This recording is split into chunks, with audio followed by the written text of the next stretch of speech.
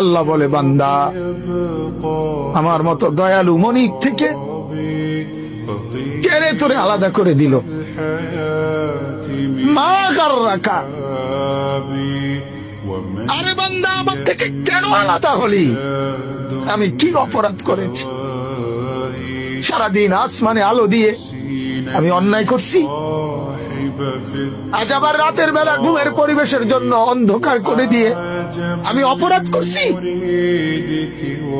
মা গাররাকা, এই যুবক, তোমার কাছে তোমার মালিক অপরাধ কি করছে বল না বেটা, বল। কেন সেজদা করলি না ভাইয়া? আল্লাহ তোমার কাছে কি অন্যায়টা করছে? কি অন্যায় কি না দিছে মালিক? মা গাররাকা বিরাব্বিকাল কারীম, এটা আল্লাহর ডাক। আল্লাহ বলেন, বান্দা, কে রে তোরে আমার থেকে আলাদা করলো?